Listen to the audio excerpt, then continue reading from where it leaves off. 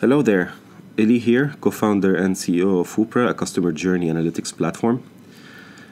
We're helping businesses analyze and automate their customer engagement across every touchpoint. Now, when I first started building Woopra, I had a strong intuition to build a product-first company, but I didn't know what that meant or how to put it in words. I have always been a believer that a product can sell itself. But I quickly realized that while this statement is true, there's a lot more to it than just building a great product. When I moved to San Francisco and started connecting with other founders and entrepreneurs, the conventional wisdom was to follow the process. Basically, hire a sales team and then sell the product and then build it. Or write a white paper, build a landing page, and then bid on search engine keywords. We started following the conventional wisdom, and that didn't work well for us. The reason for that was that I was unable to admit that at the core, I'm building a product-first company, but the strategy and operations I'm developing are designed for a sales-driven company. And nobody tells you that. Every person you talk to will tell you what the right way to build a business is, but at the end of the day, it really depends on you as a founder. You're going to be the one who will stick around till the end, and if you implement a strategy that doesn't align with your vision, you're almost certainly going to fail. Before we talk about all that, let's define the key characteristics of a product-first company. Then we will go over every aspect of the business, including culture, product, sales, marketing, and pricing models. The first characteristic is the vision. Product-first companies are driven by a long-term vision. Their strategy consists of a series of milestones carefully designed to ultimately achieve that end vision. When we talk about vision, we can't but think of Elon Musk's master plan for Tesla. Elon Musk's plan was to accelerate the advent of sustainable transport by bringing compelling mass-market electric cars to market as soon as possible. Musk explained his vision in a 10-year master plan in 2006, which he shared with his employees and the public. He didn't just explain his big idea, but he also shared with everyone the steps he's going to take to get there over the next 10 years. 10 years. First, build a sports luxury car, the Roadster. Use that money to build an affordable car, the Model S. And then use that money to build an even more affordable car, the Model 3. Then he also highlighted the hardest technical challenges that the company will face and provided proof that those challenges can be solved. Some of us may have a strong intuition that helps us develop a vision, but it is as important to translate that intuition into a vision that can be communicated and then break it down into milestones. This will reduce doubts among your teams and align everybody behind one concrete roadmap. A vision is not just a great idea, it's the ability to clearly crystallize your version of the future and the path to get there. The second characteristic is focus. When they have a vision and develop a strategy to get there, these companies require extreme focus and patience. Companies often get influenced by large prospects to implement features that don't necessarily align with their vision. A product company should be ready to reject and fire those prospects to stay focused on the end game. It's some kind of delayed gratification based on the belief that the end game will be even more profitable than signing a high-paying customer today. The third characteristic is scalability. Whether you're running a B2B or B2C company, your product-first company will follow the same principles. Your relationship with your customers will be primarily through the product rather than through a sales team. Of course, there are some exceptions, but generally speaking, the product and the journey of the customer are designed to require minimal direct touches from your team, which ultimately enables high scalability. So product-first companies will be able to handle sudden bursts of growth without having to immediately recruit to handle the masses. Now that we've defined the characteristics of a product-first company, let's talk about leadership and culture. Product companies are generally dominated by product teams, including engineering, user experience, and product experts. And leadership has a product background rather than a business or sales background. This is important to distinguish because product founders will have different priorities than sales founders. Think of Steve Jobs, Jack Dorsey, Elon Musk, Mark Zuckerberg, and so on. These founders have a strong, clearly communicated vision. They focus on hiring people who value that product-first approach, nurturing this as the company scales. Product companies also over-communicate their vision. Over-communicating often helps large teams stay focused on the same goals. communications at product companies is not limited to iterating the vision and the strategy. They also define clear ways of thinking and doing things. At Apple, for example, the mantra is to make the best product in its category. It's extremely important to promote that culture across every team at Apple. Managers at Apple are able to ask for nothing less than the best from their teams and not be called perfectionists. That's how everyone is supposed to think and act at Apple. It's the norm. At Facebook, on the other hand, the mantra is, or used to be, move fast and break things. It's normal for everyone to expect quick development cycles and more forgiving culture as long as issues get addressed quickly. That's very different than Apple. When an employee joins Apple or Facebook, they're probably already aware of their way of doing things and will likely think and act accordingly with little to no guidance. Strong leaders at young companies should be able to persuade their teams and over-communicate with them how things are done.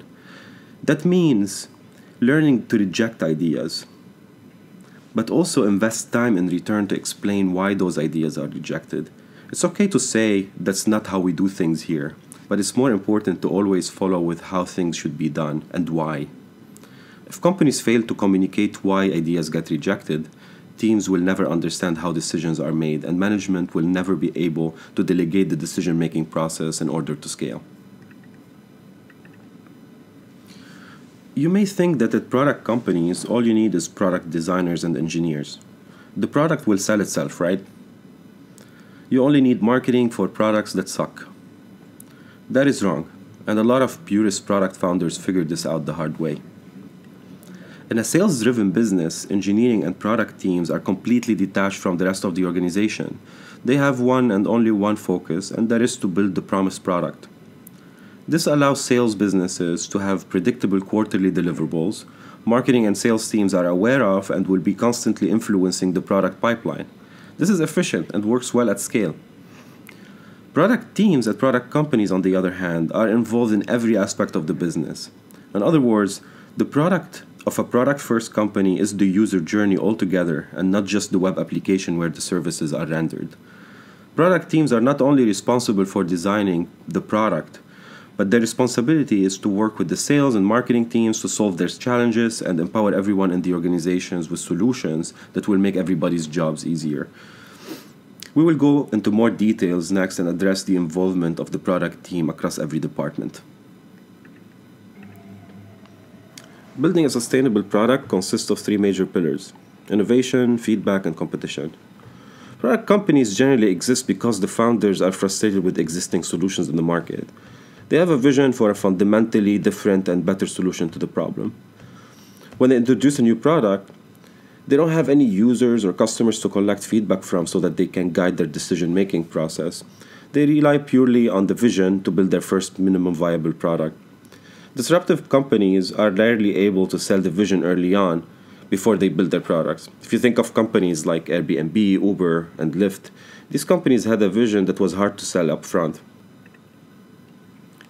Customers are not necessarily able to view the world the way you do, so if you rely on the feedback of your target audience, the odds are that they're not going to like what you're doing. They're simply programmed to accept the world as is with incremental improvements. Which brings us to the famous Henry Ford quote: "If I had asked people what they wanted, they would have said faster horses." Feedback. It would be naive to ignore customer feedback, thinking that you have the vision and the execution done perfectly and that customers don't know what they want. When you launch your product, you should expect nothing less than positive feedback from clients, if you're expecting your business to succeed, of course. Product companies treat feedback differently than sales companies. Sales companies want their customers to drive the product pipeline. They implement the most requested features, weighed based on the highest potential paying customers. Product companies, on the other hand, collect feedback using data. They measure the adoption rate and try to uncover why certain features haven't been effectively used by their customers, and then iterate. Of course, they also listen to the actual customer feedback and feature requests, but they develop this intuition to indirectly address the customer concerns as part of the bigger solution, rather than building exactly what the customer is asking for. Competition. A big mistake young product companies make is to focus primarily on competition. Keeping up with competition is an important pillar for sales-driven companies because The fewer gaps they have in their product compared to their competition, the stronger the objection handling arguments are for sales teams. Sales teams want nothing less than all the features that your competitors offer, plus some more. So, product companies, on the other hand, do not pay as much attention to their competition. They know that their most important asset is time, and they can't distract themselves with keeping up with the bells and whistles that their competition is offering. So, while they keep an eye on the competition, they win by staying focused and differentiating themselves by introducing solutions that are more coherent with their vision. So, in summary, successful product companies focus primarily on innovation, then feedback, then competition, while sales driven companies have those priorities completely in reverse. The minimum viable product for a product company is usually minimal, but very well packaged. A lot of young startups think that they should deliver more features than their competitors in order to make a strong impact when they launch. They often have limited resources and are expected to deliver a product better than what's out there. When founders start interviewing potential customers, they build long lists of features that they think they have to build if they want to succeed. Well, that's impossible. The best way to develop an MVP is by identifying the features that benefit the majority of your audience. Product companies focus their resources on building less but better finished products. So instead of building a bit of everything, build a few things extremely well and invest as much time on building a mind-blowing user experience. Every successful company starts out focusing on a well-defined audience. They either start selling a simpler but more affordable solution, and as they scale, they move upmarket by building the sophistication needed to address the upmarket. Starting with a simple product and working towards moving upmarket is a common strategy for a lot of digital businesses. The cost of scale is negligible compared to physical products. Companies are then able to build an excellent simple product and build the sophistication needed over time as they move upmarket and grow their revenues. Alternatively, it makes more sense for some other companies to sell to the upmarket in the beginning and then move down market to scale. That's usually the practical way to go when your production or service cost is high but becomes more affordable at scale. A perfect example of this is Tesla. In order to establish the expertise needed to produce cars at scale, they started with the Roadster. That allowed them to focus more on the R&D and less on mass production while still being able to monetize their effort. And once the R&D is figured out, they then moved to focus on mass producing the Model S then the Model 3. You should have a clear idea which direction you want to take before you start building your product. This is one of the most important decisions that you'll have to make early on, and this direction will be the backbone for your company's strategy for years to come. Another important part of the product strategy is the user journey. For product companies, the product is the journey of the customer. The product is not a box solution that is handed to business people to market and sell. Instead, the marketing and sales experience are coherent with the product user experience. Product managers at product companies think like customers, not like product designers. They understand very well that the path to the solution they're offering is the product. They think about the terminologies used, product marketing, selling, upselling, onboarding, documentation, all as one. And they design the ultimate path that the customer should take to perceive the most value and succeed. Product companies know how to maintain their product. While it's hard to always make the right decisions when it comes to the product features and pipeline, it's very important to reevaluate and acknowledge the mistakes they make and quickly fix them. That means product companies have to get rid of some features even if they're being used by a subset of the customers. Some customers will be upset and they will leave, but that's more affordable than carrying technical and product debt as the company grows. Otherwise, the company will lose focus and deviate from their end game. Next, we will get into more details on how sales and marketing are part of the product. Product companies don't necessarily have to run without a well-trained sales force. If you're selling high-ticket items, it's important to have a salesperson address customer challenges and guide them through the process. Customers may not spend tens or hundreds of thousands of dollars by making a credit card purchase. They want some guarantees and someone they can talk to so they can validate their goals in the purchase. On the other hand, if you're selling low-ticket items, building a sales team may not be the right way to go. A salesperson can close a limited number of deals, and as you scale, you will need to hire enough salespeople to handle the volume, which may not make economical sense. So, for example, it's highly recommended to avoid hiring salespeople to sell services at $50 a month. This number is just an example, of course, and it varies based on the volume the salesperson can handle and their location, compensation, etc. A common strategy product companies implement is pressure points or gated features. Pressure points are basically some features that the user can get to but cannot use.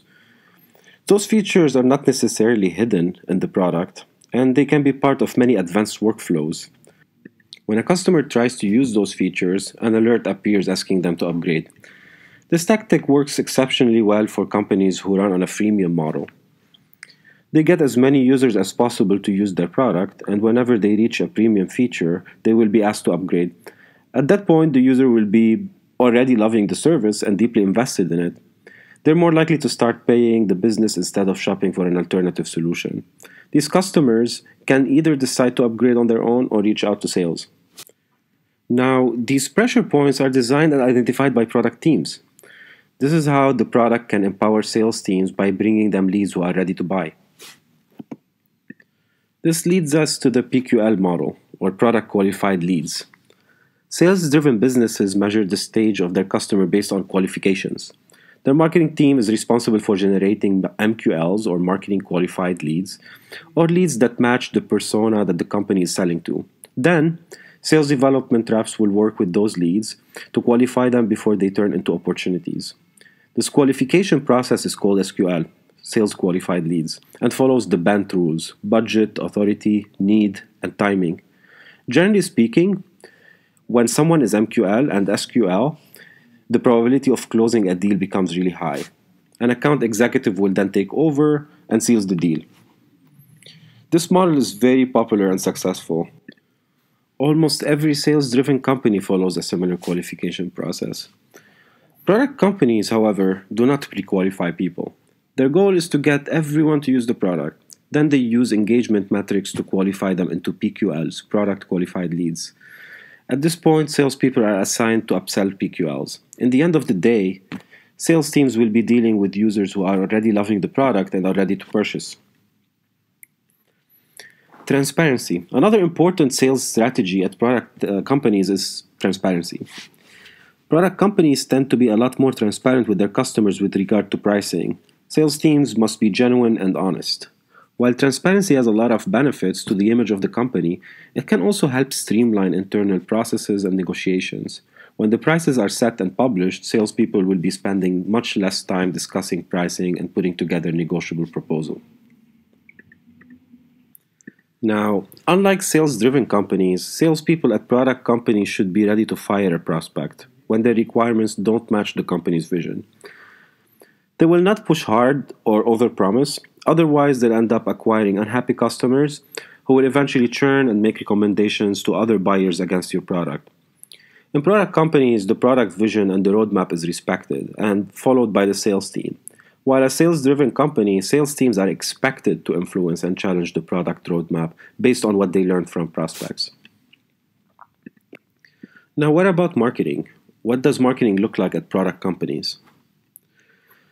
First, it's crucial for product companies to be the best in class. So, no matter how powerful the product is across different audiences, marketers need to align with the company strategy and focus on one audience or one solution. For that reason, positioning is extremely important. It is one of the most important responsibilities for marketers and product marketers in particular. Imagine you run a car dealership business and you're shopping for a CRM. You can either go with Salesforce, which is a popular generic CRM for everyone, or you can go with the CRM that is positioned and known as the best CRM for car dealerships. Which one will you go with? You're probably going to choose the CRM that addresses your direct pains and not the generic one. Marketers or product companies should never try to maximize the audience by broadening the message. Instead, they should create a focused message that presents the company as the leader for that niche. This positioning is generally part of the overall company strategy, and it's very important for the marketing team to be aligned with this strategy. Otherwise, the company will start acquiring the wrong leads, and the wrong leads will lead to forced sales and unhappy customers. That's not the right recipe for success at product companies. Now, the primary growth strategy for product companies is the word of mouth. For that reason, marketers at product companies tend to focus more on marketing to existing users and customers. They work hand in hand with the product teams on developing marketing initiatives baked right into the product to incentivize their user base to share the product with their networks and peers. Marketers know that no matter how generous the incentive is, if people don't absolutely love the product, they will not share it with their network. No one is willing to put their reputation on the line and recommend a product that they don't believe in for some reward. On the other hand, if they do love the product and an incentive is given, they will go out of their way to invite their friends and coworkers. Marketers at product companies can build both implicit and explicit programs to promote the product to the networks of their users. Explicit strategies such as inviting friends for a reward is a common strategy, especially among B2C product companies. Implicit strategies, on the other hand, require more thoughtfulness and testing. Some products may not be viral in nature, so marketers have to find ways to get users to indirectly promote the product. For example, at Woopra, our product offers customer analytics. A common trend we found is that people are taking screenshots and share them with their colleagues and investors. In order to better promote our product to their network, we built them a solution that allows them to take shareable snapshots. While this feature brings value and convenience to our customers, it also helped us start to analyze how people share their reports and how many people have discovered Woopra by looking at those shared reports. If you want to understand better the psychology behind the word of mouth, I would highly recommend reading the book Contagious. Now, the third marketing pillar is public relations, or PR. Media loves product companies. Product founders have a big responsibility to keep the media engaged. They are either loved or hated. They often drive a lot of controversy, introducing a long-term vision for the future which starts a public conversation. Leaders like Elon Musk, Mark Zuckerberg, and Steve Jobs know how to provoke the media, challenging the status quo and getting wild exposures that money cannot buy. So, word of mouth, public relations, and the story are pretty much the key focus of the early stage marketer at product companies. They stay away from buying clicks and demand generation until they reach a market saturation that requires them to start reaching the late adopters. Takeaways. As a product first company founder, if I want you to remember 3 things from this talk, I would suggest the following. 1. Start with a clear vision. Try to visualize how your customers will be using your product in the future and how you'll transform the industry. Then work backwards to define a feasible strategy that you can communicate clearly to your team and your customers. Second, build a product culture where product teams are responsible for every aspect of the user journey. Your product team should not be secluded in their own bubble. Instead, they should work directly with every department to ensure a coherent product experience across the board. The journey of your customer is the product and not just the service your product is rendering. Third, customer happiness is critical. The bar is higher than just customers being satisfied. Customers should be comfortable and excited to promote your product while putting their reputation on the line. So measure customer happiness by running NPS surveys every 3 months. And a healthy NPS score for a product company should be at least 50. The truth is, though, you are more likely to succeed if you start a sales-driven business. But the advantage being that when product companies are done right, there's an opportunity to scale significantly faster than sales-driven companies, with higher margins and returns. The product will sell itself. You'll have created a brand worth talking about with a compelling vision that differentiates your company from the rest.